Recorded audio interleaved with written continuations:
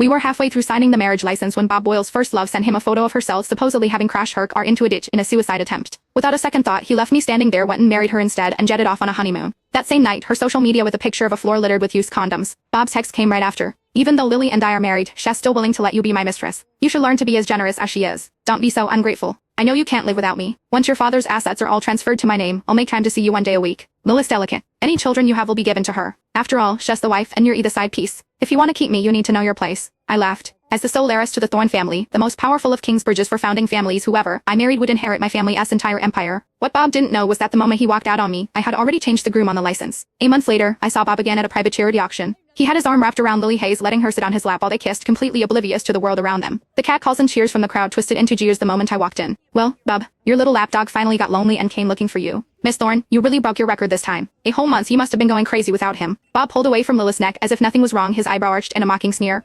Have I been too good to you? Do you have any idea what a pathetic creature you are, playing hard to get with me? You? If you had any guts, you'd have stayed away. You can't even be a proper doormat. It's disgusting. In the 5 years I'd been with Bob, I'd seen that look, heard those words countless times. Before, when my world revolved around him, being publicly shamed like that would have made my eyes burn with tears I wouldn't dare let fall. Later, it'd suffocate my sobs in my pillow, replaying my supposed mistakes, terrified he would grow to hate me. But now, I just calmly replied, I'm not here for you. Bob, clearly not expecting this, assumed I was still putting on an act. He kicked the chair in front of me aside. Addicted to the drama, are we? You can stand. Later, whatever Lily likes you're going to bid on and win for her. If she's happy I might consider forgiving you. Oh Bob, Lily cooed, shrinking into his arms and pouting. I don't want anything Bob with her dirty money. A spoiled princess like her only knows how to show off with her parents' cash. Who knows if that money is even clean? I want to buy my own things with my own hard work. Bob pinched her body cheek, his eyes full of doting affection. That's right. My Lily is strong and independent, nothing like this useless, spoiled brat who only knows how to live off her family. But she's desperate to buy me things, he continued, his voice loud enough for me to hear. You know how cheap she is. It pains her not to grovel and spend money on me. Just think of it as a charity case. A cure for her pathetic obsession. Lily giggled and reluctantly nodded. Then she looked up at me, her eyes filled with disdain. Miss Thorne, with all due respect, you're supposed to be a lady. Why do you cling to him, Michael Leach? You should try being independent like me.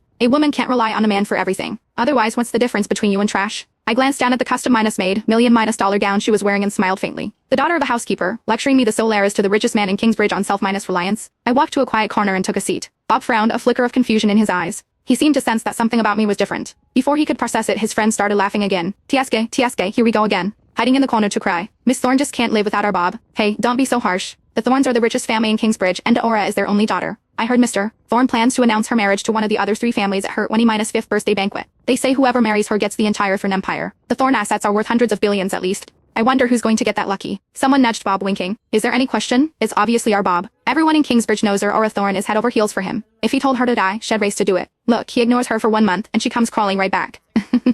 She's the ultimate doormat.